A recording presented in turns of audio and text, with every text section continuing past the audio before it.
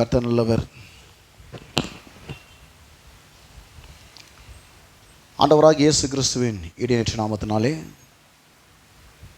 இந்த புனித வெள்ளி ஆராதனையில் கர்த்தரை ஆராதிக்கும்படியாக, கர்த்தருடைய வார்த்தையை அறிந்து கொள்ளும்படியாக வந்திருக்கிற உங்கள் யாவரையும் மிகுந்த மகிழ்ச்சியோடு நான் வரவேற்கிறேன். இந்த இணையதளத்தின் மூலமாக கர்த்தருடைய வார்த்தையை கேட்கிற ஒவ்வொரு நண்பர்களுக்கும் என்னுடைய அன்பின் நல்வாழ்த்துக்களை நான் தெரிவித்துக் கொள்கிறேன். ஆண்டவராக இயேசு கிறிஸ்து ஏன் சிலுவையிலே மரித்தார் என்பதற்கு அநேக காரணங்கள் உண்டு. அதில் சில முக்கியமான காரணத்தை மாத்திரம் நான் இன்று உங்கள் மத்தியிலே பகிர்ந்து கொள்ள விரும்புகிறேன். விசேஷமாக நம்ம இந்த கிறிஸ்தவ பண்டிகையில் பார்த்தீங்கன்னா 2 பண்டிகை ஒரே ஸ்டாண்டர்ட் டேட்டில் வரும். 2 பண்டிகை ஸ்டாண்டர்ட் கிழமையில் வரும். ஸ்டாண்டர்ட் டேட் சில நேரத்தில் பொங்கல் கூட சில நேரத்தில் ஜனவரி 14 வரும், சில வருஷம் ஜனவரி 15 வந்துடும். மாறி மாறி வந்துடும். தீபாவளி சில நேரத்தில் மாறி மாறி வரும். ஆனால் அந்த நியூ இயர் ஒரே டேட்டில் தான் வரும். கிறிஸ்மஸ் ஒரே டேட்டில் தான் வரும். அப்போ குட் ஃப்ரைடே மாதங்களும் நாட்களும் மாறினா கூட கிழமை மாறவே மாறாது. அது குட் ஃப்ரைடே, அது வெள்ளிக்கிழமையில் தான் அது வரும். அதே போல் ஈஸ்டர் சண்டே, அது ஞாயிற்றுக்கிழமையில் தான் அது கண்டிப்பாக வரும். குட் ஃப்ரைடே அப்படின்னு சொன்னால் நல்ல வெள்ளி அப்படின்னு சரியாக அதை சொல்லணும். ஆனால் நம்ம அதை புனித வெள்ளி அப்படின்னு சொல்கிறோம்.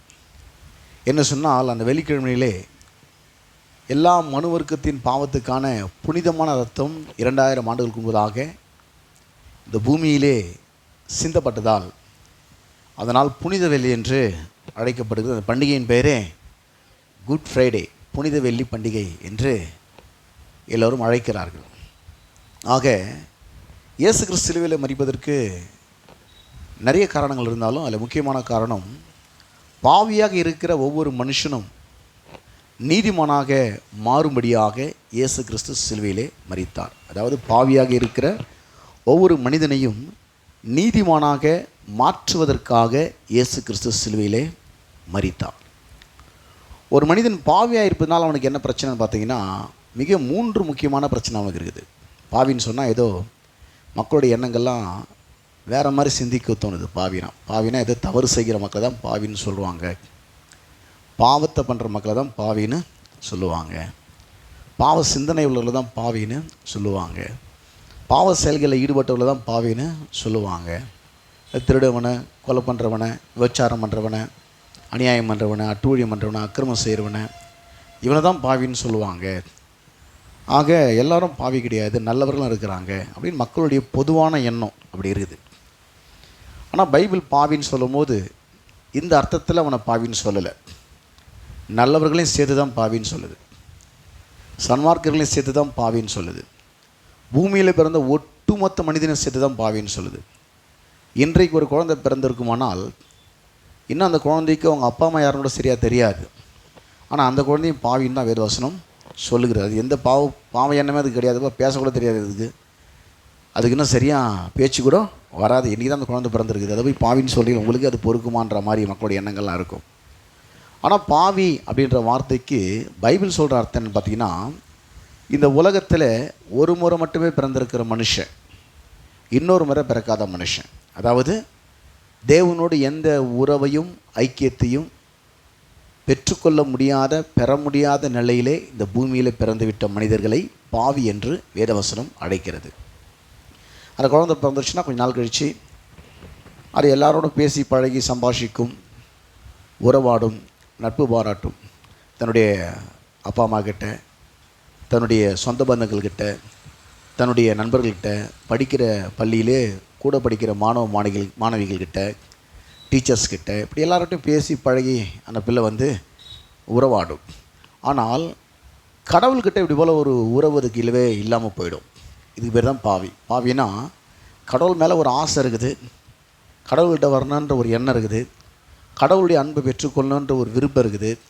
ஆனால் கடவுளோட ஒரு அப்பா அம்மா கிட்ட பேசுகிற மாதிரி, ஒரு நண்பர்கள்கிட்ட பேசுகிற மாதிரி கடவுளோட பேசி பழகி சஞ்சரிக்க முடியாத ஒரு நிலையிலே பூமியில் இருக்கிற எல்லா மனிதர்களும் பாவியாக இருக்கிறார்கள்.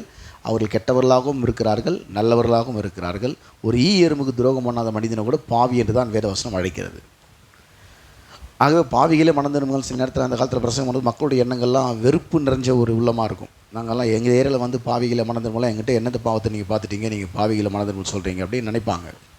ஆனால் பாவிகளே மனம் திரும்புங்கள்னு சொன்னால் இந்த அர்த்தத்தில் வேதவசனம் வந்து பாவின்னு சொல்ல. ஆதாம் என்கிற ஒரு மனிதன் தேவனுடைய வார்த்தையை மீறினபடினாலே ஆதாமும் அவன் வழியாக இந்த பூமியில் வந்த எல்லா மனிதர்களும் பாவியாகவே இருக்கிறார்கள். இந்த பாவியாக இருக்கிற மனுஷனுக்கு இருக்கிற 3 பிரச்சனைன்னு பார்த்தீங்கன்னா, முதல்ல கடவுளுடைய உறவையும் ஐக்கியத்தையும் இழந்த நிலையிலே பாவியாக இருக்கிற ஒவ்வொரு மனுஷனும் இருக்கிறான். கடவுள்கிட்ட பேசணும்னு நினைக்கிறான், ஆனால் இவன் தான் பேசிகிட்டு இருக்கான், அங்கேருந்து ஒன்றும் பதில் வரல. இவன் தான் பேசிகிட்டு இருக்கிறான், அங்கேருந்து ஒன்றும் பதில் வரல. ஆனால் மற்றவங்ககிட்ட பேசினா பதில் வருது. ரோட்டில் போய் நின்றுட்டு அங்கே போய் நின்றுக்கிட்டு நீங்கள் திருநெல்வேலி ரயில்வே ஸ்டேஷனுக்கு எப்படி போகணும், யாருன்னா மூஞ்சி முகம் தெரியாத மனுஷனை கேட்டால் கூட அவன் கரெக்டாக சொல்லுவான், இப்படி தான் போகணும். பெரிய பாலத்தை எப்படி போகணுன்னு கேட்டால் அவன் கரெக்டாக சொல்லுவான், இப்படி தான் போகணும். அவன் யாருக்கும் நமக்கு தெரியாது, நம்ம பேச அவன் திருப்பி பேசுவான் நம்மக்கிட்ட, இப்படி தான் போகணுன்னு சொல்லுவான். ஆனால் கடவுளுக்கு எல்லா மனுஷங்களையும் தெரியும், எல்லா மனிதனுடைய பிரச்சனைகளையும் தெரியும், எல்லா மனிதனுடைய பிரச்சனைக்கான தீர்வும் அவர் அறிந்தவர். ஆனால் இவன் போய் கடவுள்கிட்ட பேசுவான், ஆண்டவரே என் பிரச்சனைக்கு என்ன தீர்வு, என்னுடைய வியாதிக்கு என்ன தீர்வு, என்னுடைய கடன் பிரச்சனைக்கு என்ன தீர்வு, என் குடும்ப பிரச்சனைக்கு என்ன தீர்வு, என்னுடைய வியாபாரத்தில் இருக்கிற பிரச்சனைக்கு என்ன தீர்வு, என்னுடைய கம்பெனியில் இருக்கிற பிரச்சனைக்கு என்ன தீர்வுன்னு சொல்லி இவன் போய் கடவுள்கிட்ட கேட்பான். அங்கேருந்து பதில் வரவே வராது, இவன் தான் பேசிட்டு வருவான். இதுக்கு பேர் தான் என்னென்னு பார்த்தீங்கன்னாக்கா பாவியாக ஒரு மனுஷன் இருக்கிறான். இவன் போய் பேசுவான், பக்தி நிமித்தமாக கடவுள்கிட்ட போய் வேண்டிக்குவான், கடவுளுக்கு வந்து தான தர்மம் பண்ணுவான், அன்னதானம் பண்ணுவான், கடவுளுக்காக நிறைய நேர்த்திக்கடன் செய்வான், கடவுளுக்காக தன் உடலெல்லாம் கூட குத்தி காயப்படுத்திக்குவான், கடவுளுக்காக காலில் செருப்பு கூட போடாமல் பல கிலோமீட்டர் தொலைவில் போய் புனித யாத்திரை செஞ்சுட்டு வருவான், கடவுளுக்காக போயிட்டு நிறைய புண்ணிய ஸ்தலங்களில் போய் நீராடிட்டு பல புண்ணிய குளங்களில் போய் குளிச்சுட்டு நதிகளில் போய் குளிச்சுட்டு இவன் வருவான். இப்படிலாம் செஞ்சுட்டு வந்தால் கூட கடவுளையும் கூட பேசினாருன்னு பார்த்தா இல்லை, கடவுளுக்காக இவன் தான் அதை செஞ்சுருக்கிறான். இதுக்கு பேர் தான் பாவி. கடவுளை தேடணுன்ற எண்ணம் இவனுக்கு இருக்குது, கடவுளுக்காக எதை செய்யணுன்ற எண்ணம் இவனுக்கு இருக்குது, ஆனால் இவங்ககிட்ட கடவுள் பேசுகிறதே இல்லை ஒருபோதும். அப்போ அவனுடைய முதல் பிரச்சனை பார்த்தீங்கன்னாக்கா கடவுளோட கான்டாக்ட் இல்லாமல் இந்த பூமியில் அவன் வாழ்ந்துட்டுருக்கான். கடவுள் மேலே ஒரு நம்பிக்கை இருக்குது, கடவுள் தன்னோட பேசணுன்ற ஆசை இருக்குது, கடவுளோட கான்டாக்ட் பண்ண முடியல, ஐக்கியம் கொள்ள முடியல, கடவுளோட கூட உறவு கொள்ள முடியல, உறவு பாராட்ட முடியல. இதுக்கு பேர் தான் பார்த்தீங்கன்னா பாவி. அவனுடைய முதல் பிரச்சனையே கடவுளுடைய உறவையும் ஐக்கியத்தையும் இழந்த நிலையிலே ஒவ்வொரு பாவியும் இருக்கிறான். அவன் ரெண்டாவது பிரச்சனை பார்த்தீங்கன்னாக்கா அவன் எவ்வளோ நல்லவனாக இருந்தாலும், அவன் எல்லாருக்கும் வந்து தான தர்மம் செஞ்சாலும், எவ்வளோ தான் வந்து அன்னதானம் பண்ணாலும், எவ்வளோ தான் வந்து மக்களுக்கு வாரி வாரி தன்னுடைய பணங்களை கொடுத்தாலும், மக்களுக்கு நன்மைகளை செஞ்சாலும், அவன் உள்ளத்தில் ஒரு குற்ற உணர்வோடு அவன் இருக்கிறான். அவன் மனசாட்சி அவனை கெட்டவன் தான் சொல்லுவோம். ஊரில் ஒருத்தர் எல்லாரும் அவனை நல்லவன் சொல்லுவாங்க, அவனை பாராட்டுவாங்க, ஆள் உயர மாலையை போடுவாங்க, அவனுக்காக நிறைய பட்டாசு வெடிப்பாங்க, அவனுக்காக நிறைய கரகோஷம் போடுவாங்க, அவனை வந்து புகழ்ந்து பேசுவாங்க. ஆனால் அவன் மனசாட்சி அவனை சொல்லும், நீ சரியில்லை, ஒரு நாள் மரணம் உனக்கு வரும், மரணம் யாரையும் விட்டு வைக்காது, அது எப்போ வரும் என்றைக்கு வரும்னு தெரியாது, ஆனால் ஒரு நாள் மரணம் உனக்கு வரும், உனக்கு ஒரு நியாய தீர்ப்பு ஒன்று உண்டு சொல்லி அவன் மனசாட்சி அவனை குற்றவாளின்னு தான் சொல்லும். இந்த பாவியாக இருக்கிற மனுஷனுடைய முதல் பிரச்சனை கடவுளுடைய கான்டாக்ட் இல்லை. ரெண்டாவது பிரச்சனை, அவன் நல்லது செஞ்சாலும் அவன் மனசாட்சி அவனை நல்லவன் சொல்லாது, அது ரெண்டாவது பிரச்சனை. மூணாவது பிரச்சனைன்னு பார்த்தீங்கன்னாக்கா அவன் வந்து கடவுள்கிட்ட பெற முடியாத நிலையில் இருக்கிறான். கடவுள்கிட்ட இந்த ஆசீர்வாதத்தையும் கேட்டு வாங்க முடியாத நிலையில், சுதந்திரிக்க முடியாத நிலையில், உரிமையோடு கேட்டு பெற முடியாத நிலையிலே அவன் இருக்கிறான். ஆக இந்த பாவியை வந்து நீதிமானாக்கிட்டா அந்த மனுஷன் இந்த 3 பிரச்சனையுமே அவனுக்கு சரியாகி போகுது. என்ன பிரச்சனை? அவன் கடவுள் நல்ல உறவு அவனுக்கு கிடச்சிடுது, அவனுடைய மனசாட்சியில் நல் மனசாட்சி துர்மனசாட்சி நீங்கி அவனுக்கு நல் மனசாட்சி உண்டாகிறது. உன் பாவங்கள்லாம் வந்து போக்கிவிட்டார் தேவன், உன் பாவங்களுக்காய் உனக்கு கொடுக்க வேண்டிய நியாயமான தண்டனையை தேவன் உன்னை நேசித்தபடினாலே 2000 ஆண்டுகளுக்கு முன்பதாக இந்த பூமியிலே மனிதனாக பிறந்து 33 ஆண்டுகள் மனிதனாகவே இந்த பூமியிலே வாழ்ந்து அந்த நாட்களில் உள்ள அநேக மக்களுக்கு நிறைய நன்மைகளை செய்து, நிறைய குருடர்களை பார்க்க வைத்து, ஊமையர்களை பேச வைத்து, முடவர்களை நடக்க வைத்து, குஷ்டரோகிகளை சுகமாக்கி, மரித்தோர்களை உயிர்ப்பித்து, அந்த நாட்டில் இருந்த மக்களுக்கு மாத்திரமல்லாமல் நேற்றும் இன்றும் என்றென்றும் அவர் மாறாதவராக இருக்கார். இன்றைக்கும் அநேக அற்புதங்களை செய்து கொண்டிருக்கிறார். ஆக எல்லா காலகட்டத்திலும் வாழ்கிற எல்லா மக்களுக்கும் பிரச்சனையாக இருக்கிற இந்த பாவம் என்கிற பிரச்சனைக்கு அந்த நாளிலே இயேசு கிறிஸ்து பாவமில்லாத தன்னுடைய விலையேற பெற்ற இரத்தத்தை எல்லா மனிதனுடைய பாவத்துக்கு பாவ நிவாரணமாக, பாவ விமோச்சனமாக, பாவத்தை விற்கவும் கிருபாதார பலியாக சிலுவையிலே இரத்தம் சிந்தி மரித்து அடக்கம் பண்ணப்பட்டு 3ஆம் நாள் உயிரோடு கூட எழுந்தார். இன்றைக்கு இந்த வார்த்தை சுவிசேஷமாக அறிவிக்கப்படுகிறது. ஆக இந்த காஸ்பல் அப்படின்னு சொல்கிறோமே, நம்ம அடிக்கடி சுவிசேஷம் சபையில் அப்போ போய் வைப்போம். இந்த சுவிசேஷம் சொன்னாலே இயேசு கிறிஸ்துடைய மரணம், அடக்கம் பண்ணப்படுதல், உயிர் தெழுதல், இதை பற்றி செய்து தான் சுவிசேஷம். குட் ஃப்ரைடே தான் அறிவிக்கணும். இயேசு கிறிஸ்துடைய மரணத்தை பற்றிய செய்தி, அவருடைய அடக்கம் பண்ணுதலை பற்றிய ஒரு செய்தி, உயிர் தெழுதலை பற்றிய ஒரு செய்தி. இந்த மூன்றும் சேர்ந்து பேர் தான் சுவிசேஷம். இந்த சுவிசேஷத்தை அறிவிக்கிறதுக்கு நான் கடனாளியாக இருக்கிறேன்னு சொல்லி அப்போஸ்தலனாகிய பவுல் என்ன பண்ணுறாராம் சொல்கிறாரு. நான் எல்லாருக்கும் கடனாளியாக இருக்கிறேன். நான் யூதருக்கு, கிரேக்கருக்கு, மற்ற அந்நியர்களுக்கு, ஞானிகளுக்கு, மூடருக்கு, ரோமருக்கு நிருபத்தில் 1ஆம் அதிகாரத்தில் 14ஆம் வசனத்திலிருந்து 16ஆம் வசனம் வரைக்கும் இதை பலமுறை நான் பிரசங்கம் பண்ணியிருக்கிறேன். இன்றைக்கு மேலோட்டமாக அதை வாசிக்கிறேன். ரோமர் 1ஆம் அதிகாரம் 14 முதல் 16 வரை. கிரேக்கருக்கும் மற்ற அந்நியர்களுக்கும் ஞானிகளுக்கும் மூடருக்கும் நான் கடனாளியாய் இருக்கிறேன். ஆகையால் ரோமாபுரியில் இருக்கிற உங்களுக்கும் என்னால் இயன்ற மட்டும் சுவிசேஷத்தை பிரசங்கிக்க விரும்புகிறேன். கிறிஸ்துவின் சுவிசேஷத்தை குறித்து நான் வெட்கப்படேன். முன்பு யூதரிலும் பின்பு கிரேக்கரிலும் விசுவாசிக்கிறவன் எவனோ அவனுக்கு ரட்சிப்பு உண்டாவதற்கு அது தேவ பலனாக இருக்கிறது. அப்போது ஒரு மனுஷன், பாவியான ஒரு மனுஷன் நீதிமானாக மாறுவதற்கு, ரட்சிக்கப்படுவதற்கு இந்த சுவிசேஷம், அதாவது இயேசு கிறிஸ்துவின் மரணம், அடக்கம் பண்ணப்படுதல், உயிர்த்தது, இந்த செய்தி தேவ பலன் உள்ளதாக இருக்கிறது. இந்த செய்தி தான் ஒரு மனுஷனை நீதிமானாக மாற்றிடுது. நீதிமான்ற வார்த்தைக்கு நிறைய மக்கள் இதே வேறு மாதிரி புரிஞ்சுருக்கிறாங்க. என்னென்னா நீதிமானா நல்லவன் பொழுது நினச்சிருக்காங்க. நல்லவன் வேறு, நீதிமான் வேறு. நீதிமானா உத்தமன் நினச்சிருக்காங்க. உத்தமன் வேறு, நீதிமான் வேறு. நீதிமானா கடவுளுக்கு பயந்தவன் நினச்சிருக்காங்க. கடவுளுக்கு பயந்தவன் வேறு, நீதிமான் வேறு. இதெல்லாம் ஒரே அர்த்தத்தை போல் வர்றதுனால மக்களுடைய எண்ணங்கள் பாவிகள்லாம் கெடுதல் பண்ணுறவன், நீதிமான்னா நல்லவன், இப்படிப்பட்ட எண்ணங்கள்லாம் மக்களுக்கு உண்டாகுது. ஆனால் பைபிள் அது அப்படி விளக்கமாக தெளிவாக சொல்லுது. ஏன்னா பாவினா பாவத்தை செயலில் செய்கிறவங்க மட்டும் பாவி இல்லைப்பா. இதெல்லாம் ஒரு செயலை செய்யாமல் கூட இருக்கலாம், அந்த சிந்தனையோடு வராமல் கூட இருக்கலாம். ஆனால் ஒரு பாவி தான். பாவினா என்ன அர்த்தம்னா கடவுளோடு கூட எந்த உறவும் எந்த ஐக்கியமும் இல்லாத பூமியில் இருக்கிற எல்லா மனுஷனும் பாவி தான். பூமியில் பிறக்கிற எல்லா மனுஷனும் அப்படி தான் பிறக்கிறாங்க. அவங்க கடவுளோட தொடர்பையும் உறவை ஏற்படுத்தி கொள்வன வழியை தான் தேவன் 2 வருஷத்துக்கு முன்னாடி சிலுவையிலே செய்து முடித்தார். அதை குட் ஃப்ரைடே என்று இன்றைக்கு நாம் அதை பண்டிகையாக அனுசரித்து அந்த செய்தியை மக்களுக்கு நாம் அறிவிக்கிறோம். ஆக இந்த பாவினா கடவுளுடைய கான்டாக்ட் இல்லாதனால அவன் உள்ள ஒரு குற்ற உணர்வு, நல்லது செஞ்சால் கூட அவன் கெட்டவன் தான் மனசாட்சி சொல்லுது. அவன் பார்த்தீங்கன்னாக்கா தேவன்கிட்ட எதுவும் கேட்டு பெற முடியல, கடவுள்கிட்ட இருந்து கேட்டு பெற முடியாத நிலையில் இருக்கிறான் அவன். இப்போ அவனை என்ன ஆகணும்? நீதிமானாக்கணும், நல்லவனாக்கக்கூடாது. என்னவாக்கணும்? நிறைய பேருடைய எண்ணங்கள்லாம் நல்லவன்ற மாதிரி தோணுது. ஏன்னா யோபு பார்த்தீங்கன்னா அவன் உத்தமனும் சன்மார்க்கனும் தேவனுக்கு பயந்து பொல்லாப்பை விளரும் பொழுது நீதிமான் போடல பைபிளில். நான் போடல, அவனை நீதிமான் பைபிளில் போடவே இல்லை. அப்போ நீதிமான்ன்ற வார்த்தைக்கும் நல்லவன்ற வார்த்தைக்கும் வித்தியாசம் இருக்குது. நல்லவனா ஒரு நன்மைகளை செய்கிறவன், கெட்டதை செய்யாத இருக்கிறவன், 4 பேருக்கு நல்லது செய்கிறவன். அவன் நல்லவனாக இருக்கிறதுனால கடவுளுடைய கான்டாக்ட் உள்ளவனானா கிடையாது. அவன் நல்லவனாக இருக்கிறதுனால அவன் செத்தா நித்தியத்துக்கு மோட்சத்துக்கு போவானா கிடையாது. ஏன்னா அவன் பாவியாக இருக்கிறான். நல்லவனாக இருக்கிறான், பாவியாக இருக்கிறான். அப்போ நல்லவன் என்பது வேறு, உத்தமன் என்பது வேறு, சன்மார்க்கர் என்பது வேறு, கடவுளுக்கு பயந்து நடக்கிறது வேறு, நீதிமான் என்பது வேறு. இந்த நீதிமான்ற வார்த்தைக்கு எதுவுமே பொருந்தாது. நீதிமான் நல்லவனாக இருக்கிறான், அதில் என்ன சந்தேகமும் இல்லை. ஆனால் நல்லவனாக இருக்கிறதுனால அவன் நீதிமான் கிடையாது. நீதிமானாக இருக்கிறதுனால அவன் நல்லவனாக இருக்கிறான். நீதிமானா இருக்கிறதுனால அவன் நல்லவனாக இருக்கலாம். பாவி கூட நல்லவனாக இருக்க முடியும்.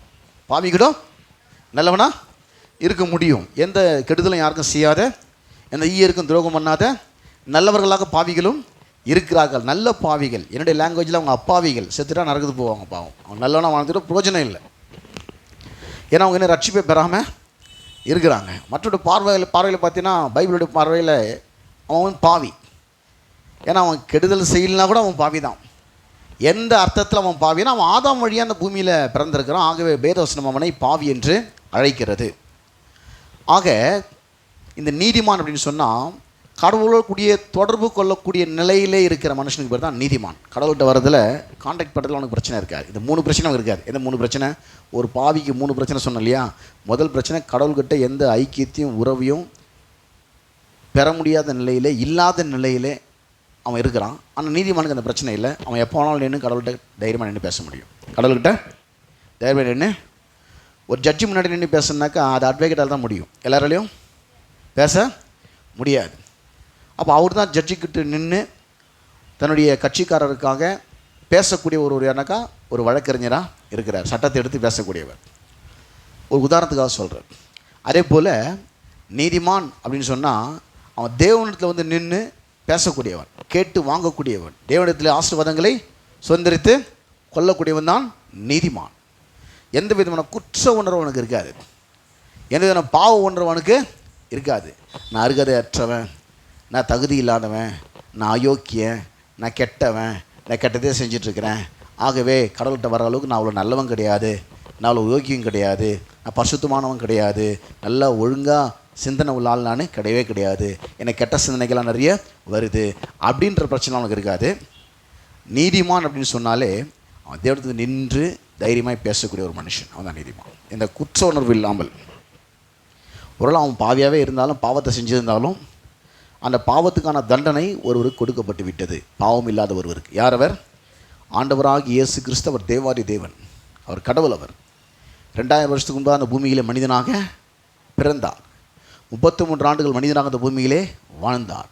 எல்லாருடைய பாவக்கடனை அடைக்கும்படியாக, பாவ நிவாரணமாக, பாவமே இல்லாத பரிசுத்தமான அவருடைய இரத்தத்தை, வெளியேறப்பட்ட இரத்தத்தை சிலுவிலே சிந்தி மரித்தார், அடக்கம் பண்ணப்பட்டார், 3ஆம் நாள் உயிரோடு கூட எழுந்தார். இந்த இயேசு கிறிஸ்துவை பற்றிய அந்த நற்செய்தி, காஸ்பல், இந்த சுவிசேஷம் அறிவிக்கப்படுகிறது. இந்த சுவிசேஷத்தை கேட்கும்போது அவன் என்ன பண்ணனா, ஒவ்வொரு மனுஷனும் ஆண்டவரே நான் பாவி தான் ஆண்டவரே, என் பாவத்தை நானே போக்கிக்க முடியாது, எந்த மனிதனாலும் போக்கிக்க முடியாது, நானும் பாவி, எல்லா மனிதர்களும் பாவி. ஆக இந்த பாவன்ற பிரச்சனை வெளிவரணுனாக்கா பாவமே இல்லாத ஒருவர் தான் என்னை மேலே தூக்க முடியும், இந்த பாவம் என்கிற இந்த குழியிலிருந்து என்னை மேலே தூக்க முடியும். ஆக பாவமே இல்லாத மனிதர் உலகத்தில் கிடையவே கிடையாது. பாவமே இல்லாத ஒருத்தர் தான் இருக்கிறாரு, அது கடவுளாக தான் இருக்க முடியும். அவர் தான் கடவுளாகிய அவர் 2000 வருஷத்துடைய மனுஷனாக அந்த பூமியிலே வந்து இந்த பூமியில் மனுஷனுடைய எல்லா பிரச்சனைக்கும் ஆணிவராக இருக்கிற இந்த பாவம் என்கிற பிரச்சனையை சிலுவிலே தீர்த்தார். ஆக இந்த செய்தி அறிவிக்கப்படும் போது ஒவ்வொரு மனிதர்களும் ஆண்டவராகிய இயேசு கிறிஸ்து நான் பாவி என்று உணர்கிறேன், நான் என்ன நல்லது செஞ்சாலும் நீதிமானாக முடியாது, நான் எவ்வளோ யோக்கியமாக வாழ்ந்தாலும் நீதிமானாக முடியாது, நீதிமானாக்கி கொள்ளவும் கூடாது. ஆக கடவுள் மட்டுமே ஒவ்வொரு மனிதனும் நீதிமானாக்க முடியும். ஆண்டவராகிய இயேசு கிறிஸ்து ரத்தம் மட்டுமே ஒவ்வொரு மனிதனும் நீதிமானாக்க முடியும். ஆக இந்த பாவத்துக்கு நிவாரணமாக இருக்கிற பரிசுத்தமான ரத்தத்தை சிந்தினபடினாலே இந்த செய்தியை காதலை கேட்கும்போது ஒவ்வொரு மனிதனும் தன் உள்ளத்தை திறந்து, இந்த செய்தி மூலம் உள்ளத்தை ஆண்டவர் தட்டுறாரு, நான் உள்ளத்தில் வரலாமா, உன்னை என்னுடைய கரத்தில் எடுத்துக்கொள்ளலாமா, உன் எல்லா பிரச்சனையும் என் கரத்தில் எடுத்துக்கொள்ளலாமா, உன் எல்லா பிரச்சனையும் நான் தீர்க்கலாமா, உன்னை ஆசீர்வதிக்கலாமா, உன்னை நான் வாழ வைக்கலாமான்னு சொல்லி உள்ள பர்மிஷன் கேட்குறாரு. வாசல் என்று கதவை தட்டுற மாதிரி தட்டி, இருந்து கதவை தட்டி பர்மிஷன் கேட்குறாரு. அந்த மனுஷன் கதவை ஆண்டவரே என் உள்ளத்தில் என் வாழ்க்கையில் நீங்கள் வாங்க, உண்மை என் வாழ்க்கையில் சொந்த ரட்சகர தேவனா நான் ஏற்றுக்கொள்கிறேன், நான் மனதார ஏற்றுக்கொள்கிறேன் ஆண்டவரை உள்ளத்தில் வாங்கன்னு சொல்லி உள்ளத்தை இயேசுவை திறந்து கொடுப்பான். ஆனால் இயேசுவை ஏற்றுக்கொள்ளலாம், அவனுக்கும் தேவனுக்கும் ஒரு உறவு ஏற்படுகிறது. இது வரைக்கும் எல்லாரோட கான்டாக்ட் பண்ணிட்டு இருந்த மனுஷன், கடவுளோட கான்டாக்ட் பண்ண முடியாத நிலையில் வாழ்ந்துட்டு இருந்த மனுஷன் இப்போ கடவுளோட கான்டாக்ட் பண்ண முடியாத ஒரு நிலையை அவன் பெறுகிறான். இந்த நிலையை பெற்றவனை தான் நீதிமான் என்று வேதவசனம் அழைக்கிறது. கடவுளோடு அவன் கான்டாக்ட் பண்ண முடியும். இப்போ எல்லார்ட்டையும் கான்டாக்ட் பண்ணுற மாதிரி, அப்பா அம்மா கிட்ட, ஃப்ரெண்ட்ஸுக்கிட்ட, ஆஃபீஸில் ஒர்க் பண்ணுறவங்ககிட்ட எல்லாத்தையும் கான்டாக்ட் பண்ணி பேசுகிற மாதிரி இப்போ கடவுளோட கான்டாக்ட் பண்ணி பேச முடியும். இடத்துடைய பாவத்தை குறித்த ஒரு குற்ற உணர்வு அவனுக்கு இருக்காது. அவனுக்கு ஒரு நல் மனசாட்சி இருக்கும். அவன் பாவக்கடலாம் அவன் அடைச்சி தீர்த்துட்டார். ஏன்னா இவனாலே இந்த பாவத்தை தீர்க்க முடியாது, எந்த மனுஷனையும் தீர்க்க முடியாது. பாவமே இல்லாத ஒருத்தர் இவனுடைய பாவத்துக்கான தண்டனையை சிலுவையில் ஏற்றுக்கொண்டார். அவர் சிரசில் முள்முடி வைத்து அடிக்கப்பட்டது, அவருடைய கரங்கள் ஆணிகள் கடாவப்பட்டது, அவருடைய கால்கள் ஆணிகள் கடாவப்பட்டது, அவருடைய விழாவில் ஈட்டி குத்தப்பட்டது, அவருடைய உடம்பெல்லாம் அப்படியே வாரல் அடிப்பிக்கப்பட்டு பிச்சை எடுக்கப்பட்டது, அவர் சின்னாபின்னமாக்கப்பட்டார். எல்லா தண்டனையும் ஏற்றுக்கொண்ட எதற்காக? அவர் முகத்தில் துப்பி அவரை பேலி பரியாசம் செய்தார்கள். இதெல்லாம் ஒரு பாவி, இந்த உலகத்தில் பாவியாக இருக்கிற மனுஷனுக்கு வர சாபங்கள். இந்த பாவத்துக்கான எல்லா விளைவுகளையும் எல்லா சாபத்தையும் இயேசு நம்முடைய சார்பாக ஒவ்வொரு மனிதனுடைய சார்பாக சிலுவையை அனுபவித்து முடித்து விட்டார். ஆகவே இன்றைக்கு அவனுக்கு அந்த குற்ற உணர்வு கிடையாது. நான் இந்த பாவத்தை செஞ்சுட்டு அந்த பாவத்தை செஞ்ச குற்ற உணர்வு கிடையாது. அந்த குற்ற உணர்வு நீங்கி அவனுக்கு வந்து நீதியின் உணர்வு அவனுக்கு உண்டாகும். நான் தேவனுடைய பிள்ளை, தேவனனை அன்பாய் ஏற்றுக்கொள்கிறார், தேவனனை அதிகமாக நேசிக்கிறார். நான் அவரிடத்தில் பேசுவதை, அவரிடத்தில் ஐக்கியம் கொள்வதை, அவரிடத்தில் ஜெபிப்பதை அவர் விரும்புகிறார். என் ஜெபத்தை அவர் கேட்கிறார், என் ஜெபத்துக்கு ஒரு பதில் கொடுக்கிறவராக இருக்கிறார் என்கிற உணர்வு அவனுக்குள்ளே உண்டாகிறது. யாருக்கு? இந்த நீதிமானுக்கு. ஆக இயேசுவை சொந்த ரட்சகராக தேவனை ஏற்றுக்கொள்ளும்போது இந்த பாவி என்ற மனுஷனுடைய 3 பிரச்சனையும் சால்வ் ஆகுது. முதல்ல தேவனுக்கு அவனுக்கு கான்டாக்ட் கிடச்சிடுது. ரெண்டாவது என்ன ஆகுதுனாக்கா இந்த குற்ற உணர்வுலேருந்து அவர் ரிலீஸ் ஆகிடுறான். மூணாவது அவன் தேவனுடைய ஆசீர்வாதங்கள்லாம் சுதந்திரத்து வாழக்கூடிய நிலையில் அவன் இருக்கிறான். அவர் தன்னுடைய பேரை கொடுத்து என் பேரை யூஸ் பண்ணி கொஞ்சம் எல்லாம் கிடச்சிடுறான். என் நாமத்தினாலே எதை கேட்டாலும் நான் அதை செய்வேன் அப்படின்ட்டார். இப்போ நீ எதனாலும் தேவனத்தில் கேட்டு வாங்கலாம். இப்போ இந்த 3 தான் இப்போ நம்ம டீட்டெயிலாக பேச போகிறோம் இந்த குட் ஃப்ரைடே சர்வீஸில். முதல் பாயிண்ட்டு, பாவியாக இருக்கிற மனுஷன் கடவுளுடைய உறவையும் ஐக்கியத்தையும் இழந்த நிலையிலே அவன் இருக்கிறான். அப்படி இருக்கிறதுனால அவன் நாளுக்கு நாள் பட்டு போகிற நிலையில் இருக்கிறான். எப்படி இருக்கிறான்? அவன் பிறக்கும் நல்லா தான் பிறக்கிறான். கொஞ்சமாக வாழ்க்கை அப்படியே பட்டு போயிட்டே இருக்கு. அவனுக்கு கொஞ்ச நாள் ஆனால் அவனுக்கே தெரியும் லைஃப் கொஞ்சமாக எல்லாத்தையும் இழந்துட்டுருக்கானே. கொஞ்சம் ஷைன் பண்ணுற மாதிரி பண்ணுவான், அப்புறம் டவுன் ஆகிடுவான். அப்படியே நல்லா படிப்பான், நல்லா வேலைக்கு போவான், நல்லா செட்டில்மெண்ட் ஆகிடுவான். அப்புறம் அவங்க பலதரப்பட்ட பிரச்சனைகள் அப்படியே டவுன் ஆகினே போயின்னு இருப்பான். அப்படியே புஷ்ஷுன்னு அப்படியே பலூனில் காற்று ஊற்றினா புஷ்ஷுன்னு ஓடும். அப்போ கொஞ்சம் கொஞ்சமாக என்ன ஆகிடுது, இறங்கிடும். அதுபோல் லைஃப் வந்து நல்லா வந்து திரும்ப புஷ்ஷுன்னு போன மாதிரி போயிடுது. இது காரணம் என்ன பார்த்தீங்கன்னாக்கா, அவன் அறிவை வளர்த்து கொண்டு, அவன் திறமை வளர்த்து கொண்டு ஒரு நல்ல வேலைக்கு போயிட்டு ஒரு நல்ல பதவியிலையும் அதிகாரத்தில் இருந்தால் கூட அவன் கொஞ்ச நாள் கழித்து பார்த்தீங்கன்னாக்கா எல்லாமே அவனை விட்டு போயிடுது. அவன் உள்ளத்தில் இப்படிப்பட்ட ஒரு குற்ற உணர்வு, ஒரு சலிப்பு, ஒரு வெறுப்பம் வாழ்க்கையில் உண்டாகுது. நாளுக்கு நாள் எல்லாமே சந்தோஷம் பட்டு போகுது, நம்பிக்கை பட்டு போகுது, சமாதானம் பட்டு போகுது, தன்னம்பிக்கை பட்டு போகுது, தைரியம் பட்டு போகுது. வாழ்க்கையில் வாழக்கூடிய விருப்பமே இல்லாமல் அவனுக்கு போயிடுது. எப்படின்னு பார்த்தீங்கன்னாக்கா, அது எக்ஸாம்பிள் வந்து போன குட் ஃப்ரைடே சர்வீஸ் நான் அதை பற்றி பேசினேன். அது ஒரு சின்ன எக்ஸாம்பிள் மட்டும் சொல்கிறேன். ஒரே ஒரு எக்ஸாம்பிள் மட்டும். என்னன்னாக்கா, இந்த மரம் அது பைபிள்லேருந்து எடுத்து சொன்னேன். என்னன்னாக்கா ஆதியாகமம் 1 அதிகாரம் 14 வருஷம் அது வருது. என்னன்னாக்கா தேவன் வந்து மரம் செடி கொடிகளை வந்து மண்ணில் உருவாக்கல, அப்படியே சொன்னார். என்ன சொன்னால், அப்பொழுது பூமியானது புல்லையும் விதையையும் பிறப்பிக்கும் பூண்டுகளையும் பூமியின் மேல் தங்கள் தங்கள் விதைகளையுடைய கனிகளை தங்கள் தங்கள் ஜாதியின்படியே கொடுக்கும் கனி விருட்சங்களையும் முளைப்பிக்க கடவுது என்றார். அது அப்படியே பூமியை பார்த்து கடவுள் பேசினாராம். என்னென்ன கனிகள், என்னென்ன காய்கறிகள், என்னென்ன பூக்கள் கொடுக்கக்கூடிய தாவரங்கள் இந்த பூமியிலேருந்து முளைக்கணுமோ அந்த பூமியை அப்படி முளைச்சிக்கோ அப்படின்னு பேசினார். பூமியை பார்த்து கடவுள் பேசினார் ஆரம்பத்தில். அது அப்படியே ஆயிடுச்சான். அதை நல்லதுன்றும் கண்டா அடுத்த வசனம் வரும். அப்போ என்ன பண்ணாராம், எல்லா தாவரங்களும் எங்கேருந்து வந்துச்சு? விதை போட்டு ஆரம்பத்தில் முளைக்க வைக்கலான்றவர் பேசினார். அது முளைச்சிது. அப்போ அதில் விதை இருக்குது. இன்றைக்கி அந்த விதையத்தை நம்ம என்ன பண்ணுறோம், போடுறோம். அது என்ன பண்ணுது, முளைக்குது. முதல்ல பேசினார். அப்போது எது எங்கேருந்து முதல்ல உற்பத்தி ஆச்சோ அது அங்கேருந்து தான் அதை செழிக்க முடியும். அப்போ எல்லா தாவரங்களும் எங்கேருந்து வந்துச்சு? இன்றைக்கு தாவரங்கள் விதையிலேருந்து வந்தால் கூட முதல்ல உண்டாக்கப்பட்ட தாவரம் பூமியை பார்த்து கடவுள் பேசினார். எல்லா கனிதரும் விருட்சங்களும் முளைப்பிக்க கடவுள்னா ஜாதி ஜாதினா பல விதமான. இப்போ ஒரு மாம்பழத்தை எடுத்துக்கினாக்கா, இப்போ வர வெயில் காலத்தில் நிறைய மாம்பழங்கள் வரும் பாருங்கள். இந்த பங்கனவெளி மாம்பழம் ரொம்ப விரும்பி சாப்பிட்ற பழம் மக்கள். அது மாம்பழத்துலேயே கொஞ்சம் விரும்பி சாப்பிட்ற பழம் பார்த்தீங்கன்னா இந்த பங்கனவெள்ளி மாம்பழம். நிறைய மாம்பழத்தில் வெரைட்டிஸ் இருக்குது. அதில் வந்து ருமானி இருக்குது, பல்கோவா இருக்குது, அதில் நிறைய வெரைட்டிஸ் மாம்பழத்தில் இருக்குது. ஒரே மாம்பழம் சாப்பிட்டா மனுஷன் சலிப்பு வந்தோம்னு சொன்ன பண்ணுறாரு, விதவிதமான பழங்களை அவன் சாப்பிடணும்னு சொல்லிட்டு தங்கள் ஜாதியின்படி ஒவ்வொரு கணிதர் விருட்சங்கள் ஒரு மரத்திலே பல வெரைட்டிஸ் வச்சுட்டு உண்டாக்கிட்டார். இது பூமியை பார்த்து பேசினார். அப்படியே முளைச்சிக்கும் அப்படின்ட்டார். முளைச்சிக்கிச்சு. இப்போ பூமியிலேருந்து வந்ததுனால அது பூமியிலே இருந்தால் தான் நல்லா பூத்து குலுங்கி கனி கொடுத்து வாழ முடியும். அதை பூமியிலேருந்து பிடுங்கி அதை எடுத்து போய் நம்ம வீட்டு மொட்டை மாடி மேலே வச்சிட்டோம்னாக்கா அது என்ன பண்ணோம், தன்னுடைய வாழ்வாதாரத்தை இழந்துடும். அதால் பூத்து குலுங்கி கனி கொடுக்க முடியாது. கொஞ்சம் கொஞ்சமாக பட்டு தான் போகும். ஏன்னா அது அங்கே இருக்க வேண்டியது இப்போ அங்கேருந்து பிடுங்கி என்ன பண்ணியாச்சு, அதை மொட்டை மாடியில் வச்சுட்டா அது வளரவே நான் தான் நீங்கள் அதில் மண்ணு போட்டு தொட்டில் வச்சாலும் சரி கொஞ்சமாக அது பட்டு தான் போயிடும். அதே போல் சமுத்திரத்தை பார்த்து கடவுள் பேசினாராம். அதையும் பைபிளில் வருது. ஆதியாகமம் 1 அதிகாரம் 20 வசனத்தில் எல்லா ஜீவ ஜந்துக்கள், நீந்தும் ஜீவ ஜந்துக்கள்லாம் அந்த கடலை பார்த்து அப்படியே முளைச்சிக்கோ, அந்த ஜலமானதெல்லாம் ஜனிப்பிக்க கடவுள்ன்ட்டார். அப்போது ஜீவ ஜந்துக்கள்னாக்கா அந்த நீச்சல் அடிக்கிறது. மீன் வந்து கடல் என்ன பண்ணுது, நீந்துது. சுறா கடலில் நீந்துது, திமிங்கலம் கடலில் நீந்துது. இப்போ அந்த மீனை எடுத்து நம்ம என்ன பண்ணணும், அப்படியே கொண்டாந்து அப்படியே ஒரு ரோட்டில் தார் ரோட்டில் தூக்கி போய் போட்டுட்டோம்னாக்கா நடந்து போகணும். அதால் போக முடியுமா? ஏன் போக முடியாது? அது அங்கே இருந்தால் தான் அதில் வாழ முடியும். அதை எடுத்து நீங்கள் தரையில் போட்ட ஒவ்வொரு நிமிஷமும் அதனுடைய வாழ்வாதாரத்தை அது இழந்துக்கிட்டே வருது. மனுஷன் கூட பார்த்தீங்கன்னா அவன் பாவியாக இருக்கிறதுனால அவனை தேவன் இப்படி உண்டாகணும். இப்படி பூமியை பார்த்து பூமியை முளைச்சிக்கன்னு சொன்னால் அது முளைச்சிக்கிச்சு, பூமியில் தான் அது வாழ முடியும். அப்போது தண்ணி மீன்லேருந்து தான் வாழ முடியும். மனுஷனை வந்து மண்ணுனால் உருவாக்கி தன்னுடைய சுவாசத்தை வந்து ஊதுனாரான், அவன் ஜீவாத்மாவானான். அப்போ மனுஷன் எங்கேருந்து வந்தான்? கடவுளிடமிருந்து வந்தவன். எங்கேருந்து வந்தவன்? கடவுள் ஊதினார். ஒரு மண்ணை உருவாக்கி மண்ணால் ஒரு உருவத்தை செஞ்சு களிமண் எடுத்து மனுஷனை செஞ்சு அது மனுஷன் அவளை தன்னுடைய உயிர் அது கொடுத்தார். நாசியில் ஊதினார். அவன் என்ன பண்ணான்? ஜீவ ஆத்மாவானான். அப்போது எல்லா தாவரங்களும் இந்த மண்ணிலிருந்து வந்ததுனால மண்ணிலேருந்து எடுத்துட்டா அது கொஞ்சம் கொஞ்சமாக வாடி வதங்கி காஞ்சி போயிடுது. அதேபோல் எல்லா நீர்வாழ் ஜீவ ஜந்துக்கள் அது கடல் அதை உற்பத்தி பண்ணதுனால அதை தண்ணியிலேருந்து வெளியே எடுத்துட்டாக்கா அது நாளுக்கு நாள் ஆகிடுது, அது வாழ்வாதாரத்தை அது இழந்து போகுது.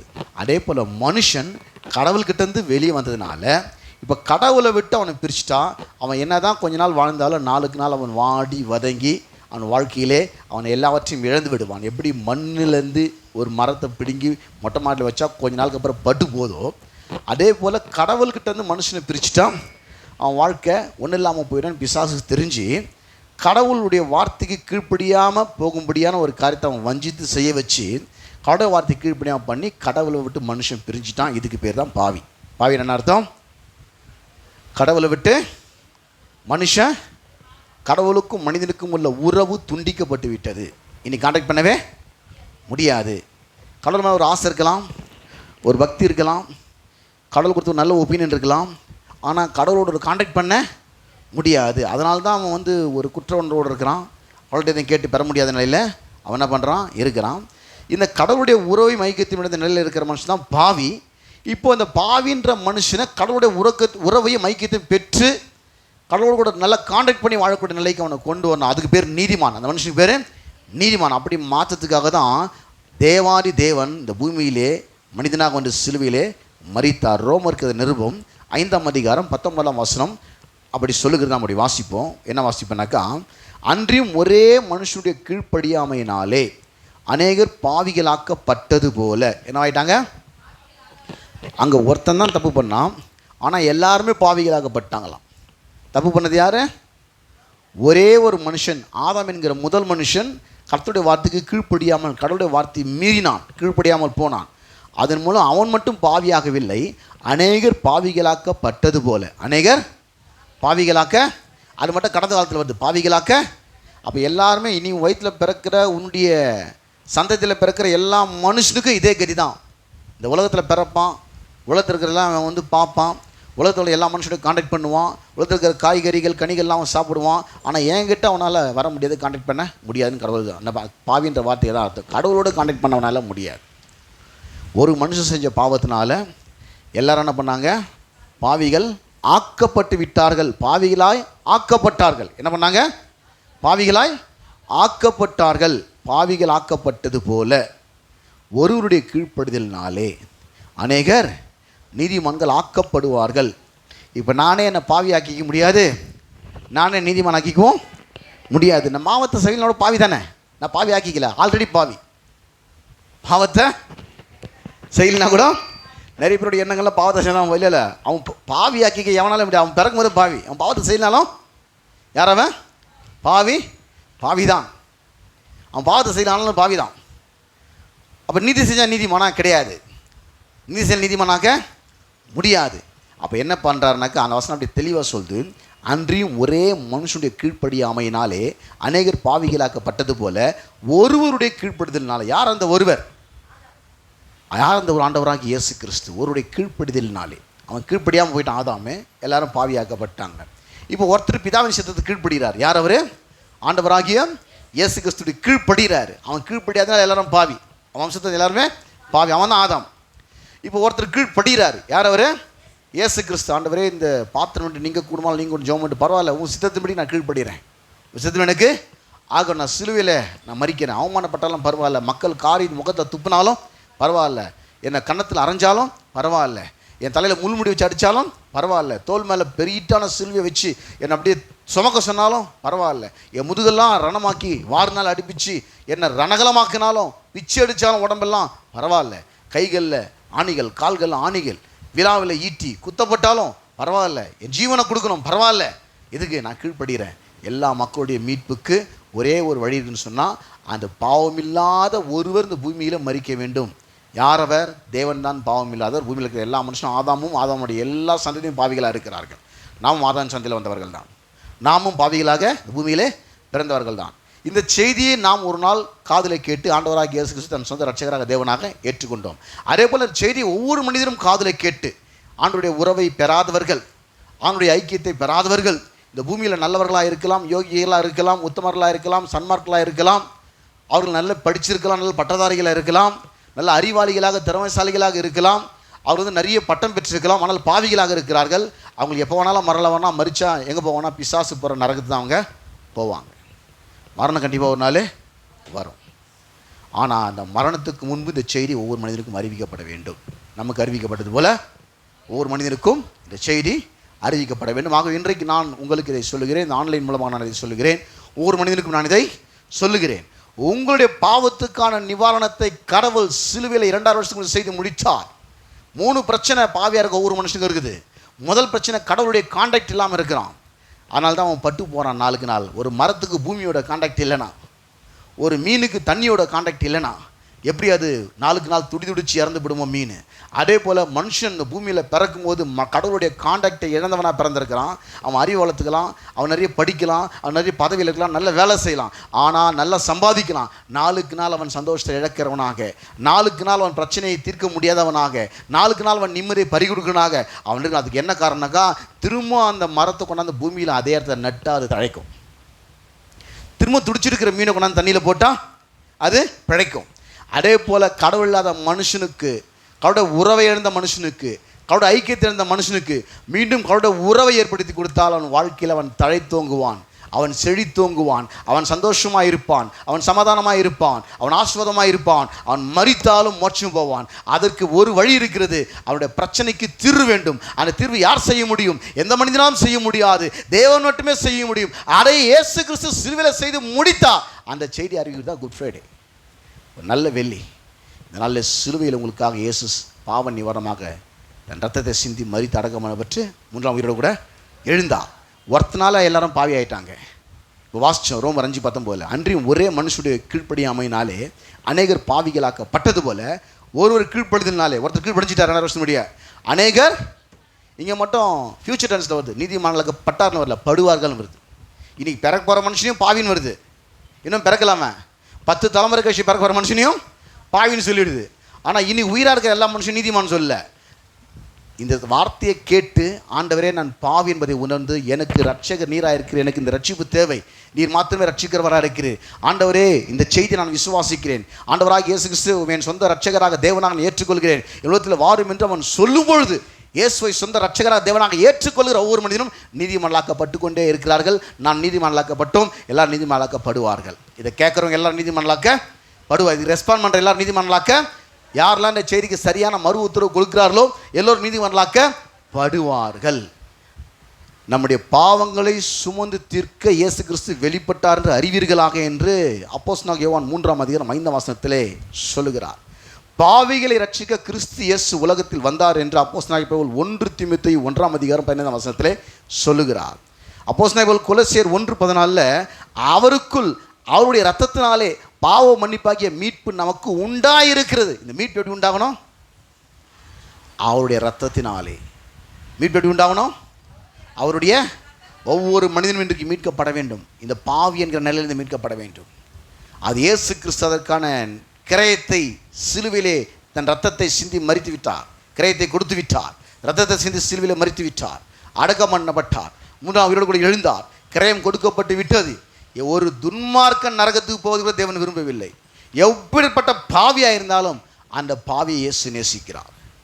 யாருமே நேசிக்க முடியாத கொடும்பாவியாக தான், ஐயோ இவன் செத்தா நல்லா இருக்குங்க, இவன் சரியில்லைங்க, இவன் வீட்டுக்கும் இவனால் கெடுதல், இவனால் வந்து நாட்டுக்கும் கெடுதல், இவனால் ஏரியாவிலும் அசிங்கம், இவனால் குடும்பத்துக்கு கௌரவ குறைச்சல், இவன் இருக்கிற செத்து தொலைஞ்சா நல்லாயிருக்கும், இவன் செய்யாத பாவமே கிடையாது, இவன்கிட்ட அதை கெட்ட பழக்கமே கிடையாது, ஐயோ எல்லாருக்கும் ஒரு தொந்தரவாக இருக்கிறான், இவன் செத்து ஒழிஞ்சா நல்லா இருக்குன்னு சொல்லி எல்லாராலும் ஒதுக்கப்படுற மனுஷன், இனி இவன் தேவையே இல்லை, அவன் செத்துட்டா நல்லா இருக்குன்னு சொல்லி அவனை தூக்கி புறக்கணிக்கிற மனுஷன், அவன் எவ்வளோ பெரிய பாவத்தை அதிகமாக செய்து பாவத்தின் ஆழத்தில் அவன் சென்றிருந்தாலும் அந்த பாவத்தின் ஆழத்தை காட்டிலும் அதிகமாக தேவனுடைய அன்பின் ஆழம் சென்று உன்னை நேசிக்க நான் இருக்கிறேன் என்று இயேசு சொல்லுகிறார். உன்னை நேசிக்க நீ எவ்வளோ பெரிய பாவியாக இருந்தாலும் உன் பாவத்துக்கான கிரயத்தை நான் சிலுவையில் கொடுத்து விட்டேன். உன்னை வாழ வைப்பதற்காக, உன்னை மீட்பதற்காக, உன் பாவத்தை போக்குவதற்காக, உன்னை நீதிமானாக்குவதற்காக, உன்னை பரிசுத்தமாக்குவதற்காக, என் பிள்ளையை உன்னை மாற்றுவதற்காக, உனக்கு பாவத்துக்கான கடன் நான் சிலுவையில் அடைத்து தீர்த்து விட்டேன். உன் பாவத்துக்கான எல்லா விளையத்தை சிலுவையில் செய்து முடித்து விட்டேன். நீ எனக்கு வேண்டும், உன்னை நான் நேசிக்கிறேன் என்று அவர் சொல்லுகிறார். பாவிகளை ரட்சி கிறிஸ்து இயேசு உலகத்திலே வந்தார்.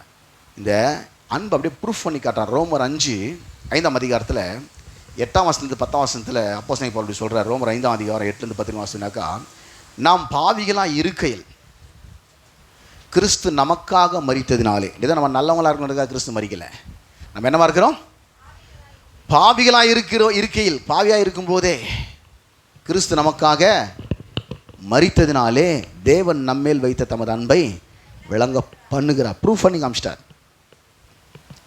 நீ பாவியாக இருக்கிற, உனக்காக ரத்தத்தை சிந்திட்டேன். அப்போ என்ன அர்த்தம், நான் என்னை விட உன்னை நேசிக்கிறேன்னு சொல்ல வரேன். என்னை விட உன்னை நான் நேசிக்கிறேன் சொல்ல வர்றார். பிதா சொல்கிறார், என் குமாரனை விட உன்னை நான் நேசிக்கிறேன், உனக்காக என் குமாரனே கொடுத்துருக்கிறேனாக்கா.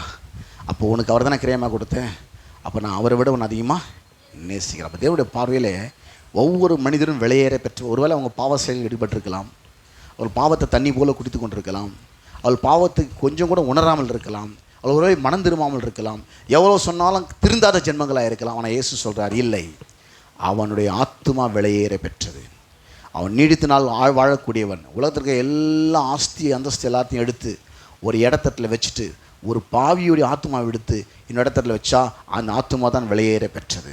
ஆக கடவுளுடைய பார்வையிலே ஒவ்வொரு மனிதனுடைய ஆத்துமாவும் வெளியேற பெற்றது. அவன் நரகத்துக்கு போவதே தேவன் விரும்பவில்லை. ஒரு கொடும்பாவியாக இருந்தாலும் துன்மார்க்கனாக இருந்தாலும் அவன் நரகத்துக்கு போகிற தேவன் விரும்பவே இல்லை. அவனுடைய பாவத்துக்கான கிரயத்தை இயேசு சிலுவையில் கொடுத்து விட்டார். அவன் பாவத்துக்கான எல்லா தண்டனையும், ஒவ்வொரு மனிதனுடைய பாவத்துக்கான ஒவ்வொரு தண்டனையும், நம்ம எல்லாருடைய பாவத்துக்கான தண்டனையும் இயேசு கிறிஸ்து சிலுவையிலே அனுபவித்தார். நாம் பாவிகளாக இருக்கையில் கிறிஸ்து நமக்காக மரித்ததினாலே தேவன் நம்மேல் வைத்த தமது அன்பை விளங்க பண்ணுகிறார். இப்படி நாமோட ரத்தத்தினால நீதிமன்றமாக்கப்பட்டிருக்க கோபாக்கினைக்கு நீங்களாக அவரால் ரட்சிக்கப்படுவது அதிக நிச்சயமாமே. 10ஆம் வசனம், நாம் தேவனுக்கு சத்துருக்களாக இருக்கையில், தேவனுக்கு நம்ம எதிராக இருக்கும்போதே, ஆப்போசிட்டாக இருக்கும்போதே, உள்ள சபைகள் துன்பப்படுத்துகிற மனுஷனோட இருந்திருக்கலாம், ஊழியக்காரில் ஏளனமாக பேசுகிற, இலக்காரமாக பேசுகிற, நிந்திக்கிற மனுஷனாக கூட இருந்திருக்கலாம், உள்ள கர்த்தருக்கே விரோதமாக பேசுகிற மனுஷனாக கூட இருந்திருக்கலாம். கடவுளுக்கு சத்துருவாக இருக்கும்போதே கடவுள் உன்னை நேசிச்சிருக்கிறார். கர்த்தருக்கு எதிரான இருக்கும்போதே கடவுள் உன்னை நேசிக்கிறார். கடவுளுக்கு ஊழியக்காரர்களை புறங்கூறி தெரிந்திருந்தாலும் கடவுள் உன்னை நேசிக்கிறார். நாம் தேவனுக்கு சத்துருக்களாக இருக்கிற அவருடைய குமாரன் மரணத்தினாலே அவரோட ஒப்புரவாக்கப்பட்டோமானால், ஒப்புரவாக்கப்பட்ட பின் நாமோட ஜீவனாலே ரட்சிக்கப்படுவது அதிக நிச்சயமாமே, கன்ஃபார்ம். அது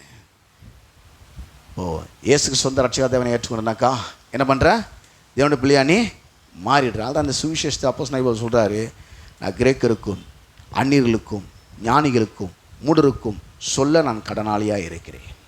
நாம் கூட பார்த்தீங்கன்னா ரட்சிக்கப்படும் ஒரு மனுஷனும் ஏன் இதை முழு மூச்சாக செய்கிறோம், ஏன் இதை இன்ட்ரெஸ்டாக சொல்கிறேன்னாக்கா, நம்மை சார்ந்த ஒவ்வொரு நண்பர்களுக்கும், ரட்சிக்கப்படாத ஒவ்வொரு நண்பர்களுக்கும் இதை சொல்லுவதற்கு நம் கடனாளியாக இருக்கிறோம். நம்மை சார்ந்த ஒவ்வொரு சொந்த பந்தங்களுக்கும் உற்றார் உறவினர்களுக்கும் இந்த செய்தியை சொல்வதற்கு நம் கடனாளிகளாக இருக்கோம்.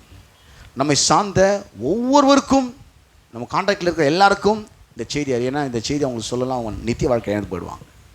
அவங்களுக்கு நம்ம பேசி பழகி எல்லாம் அன்பு பாராட்டி பிரயோஜனம் இல்லை, நித்தியத்தில் அவங்க இருக்க மாட்டாங்க, பிசாசோட நரகத்தில் இருப்பாங்க. இன்றைக்கு இந்த செய்தி நீங்கள் சொல்லும்போது, நான் சொல்லும்போது, நம்ம எல்லோரும் சொல்லும்போது உள்ள ரெஸ்பான்ஸ் இல்லாமல் இருக்கலாம், ஆனால் இந்த செய்தி அவனை ரட்சிக்கும். இந்த செய்தி அவனை இது ரட்சிக்கப்படுவதற்கு தேவை பலனாக அவர் சொல்றார், கிரேக்கருக்கும் மற்ற அந்நியர்களுக்கும் ஞானிகளுக்கும் மூடருக்கும் நான் கடனாளியாக இருக்கிறேன். ஆகால் ரோமாவில் இருக்கிற உங்களுக்கும் என்னால் இயன்ற மட்டும் சுவிசேஷத்தை பிரசங்கிக்க விரும்புகிறேன். கிறிஸ்துவின் சுவிசேஷத்தை குறித்து நான் வெட்கப்படேன். ஒருத்தன் நான் சொல்லிவிட்டு அவன் ரட்சிக்கப்படல வேண்டான்ட்டு போயிட்டான்னா எனக்கு வெக்கம் கிடையாது. நான் சரியான ஒன்றா வாழ்க்கையில் செஞ்சுருக்கிறேன். அவன் தான் வெக்கப்படணும் நியாயத்துக்கு பின்னால். யார் வெக்கப்படணும்? அவன் ரட்சிக்கப்படலைன்னா வெக்கப்பட போகிறது கிடையாது. நம்ம இந்த செய்தியை சொன்ன இவர் வந்து உதாசீனப்படுத்திட்டு போயிட்டார். இந்த செய்தியை சொன்ன இவர் வந்து தூக்கி எறிஞ்சிட்டு போயிட்டார். இந்த செய்தியை சொன்னேன் நான் மதம் மாற்ற வரியான்னு என்ன கேள்வி கேட்டு போயிட்டார். நான் வெக்கப்படுறதில்லை. நான் இதை சொல்லலைன்னா தான் கடவுள் நான் வெக்கப்படணும். ஏன் அவனுக்கு அதை சொல்லாமல் விட்டேன்னு கேட்பார். ஏன் அவனுக்கு அதை இன்றைக்கி அவன் நரகம் போகிறதுக்கு நீ ஒரு காரணமாயிட்டு அவன் கூட பேசி பழகி அவன் வீட்டு கல்யாணத்துக்கு போய் மொய் வச்சு, உன் வீட்டு கல்யாணத்துக்கு அவன் வந்து மொய் வச்சு, உன் வீட்டு சாவுக்கு அவன் வந்து அழுத்துட்டு போய், அவன் வீட்டு சாவுக்கு நீ வந்து அழுத்துட்டு போயிட்டு, அவன் நல்லதுக்கிறதுலாம் நீ போய், உன் நல்லதுக்கிறதுலாம் அவன் வந்து கட்சியில் நீ வந்த பரலோகத்துக்கு வர்றதுக்கு அவனுக்கு இந்த செய்தி நீ சொல்லாமல் விட்டுட்டே உனக்கு கேள்விக்கார அப்போ நீ வைக்கப்படணும். அவர் சார் நான் இப்போ வைக்கப்பட மாட்டேன். ஏன் தெரியுமா? நான் சொல்லிட்டு அவன் ரெஸ்பாண்ட் பண்ணலாம் வைக்கப்பட மாட்டேன். நான் அவனுக்கு செய்ய வேண்டிய என்னுடைய கடமையை, கர்த்தர் எனக்கு கொடுத்த கட்டளை, எனக்கு கொடுத்துருக்கிற கடனை, நான் நடத்தி தீர்க்க வேண்டிய கடனை நான் சரியாக செய்து விட்டேன். ஆக நான் வெட்கப்பட மாட்டேன் பவுல் சொல்கிறார். ஆக நீங்கள் நானும் கூட இந்த செய்தி அறிவிப்பதில் ஒருபுறம் வெட்கப்படவே கூடாது. அப்படி வெட்கப்படுவீர்களானால் அங்கே நீங்கள் கடவுளுக்கு முன்பாக அந்த ஆத்துமாக்கள் நியாயந்திருக்கப்படும் போது நீங்கள் தலை குறித்து வெட்கப்படும் நிலை ரட்சிக்கப்பட்டவர்களுக்கு உருவாகும். ஆக இந்த செய்தி சொல்ல ஒவ்வொரு ரட்சிக்கப்பட தேவ பிள்ளைகளும் கடனாளிகளாக இருக்கிறார்கள், தேவனுடைய கட்டளையை பெற்றவர்களாக இருக்கிறார்கள், சொல்ல கடமைப்பட்டவர்களாக இருக்கிறார்கள். ரெண்டாவது பிரச்சனை, அவன் குற்ற உணர்வோடு இருக்கிறான். ரட்சியோட அவன் எப்படி இருக்கிறான்? அவன் எவ்வளோ நல்லது பண்ணலாம், நிறைய திட்டங்களை கொண்டு வரலாம். மக்களுக்கு இதை செய்ய நான் செய்கிறேன்னு நிறைய தான தர்மங்களை மக்களுக்கு செய்யலாம். மக்களுடைய வாழ்வாதாரத்துக்கு நிறைய வீடு கட்டி கொடுக்கலாம். மக்களுடைய பிழைப்புக்கு நல்ல வேலை வாய்ப்பு வசதியை ஏற்படுத்தவன் கொடுக்கலாம். மக்களுக்கு நல்ல துணிமணிகளை வாங்கி கொடுக்கலாம். நல்ல கல்வியை கொடுக்கலாம். காலேஜ் ஃபீஸ் கட்டலாம், ஸ்கூல் ஃபீஸ் கட்டலாம். நல்ல கல்வி கூடங்களை ஏற்படுத்தி கொடுக்கலாம். மக்களுடைய பிரச்சனைக்கெல்லாம் தீர்வாக இருக்கலாம். மக்களுடைய பிரச்சனை தீர்க்கலாம். ஆனால் அவன் மனசாட்சி சொல்லுது நீ கெட்டவன். நான் சொல்லுது நீ கெட்டவன். ஒரு நாள் நீ மரிச்சா எங்கே போவேன்? நரகத்துக்கு போவேன்.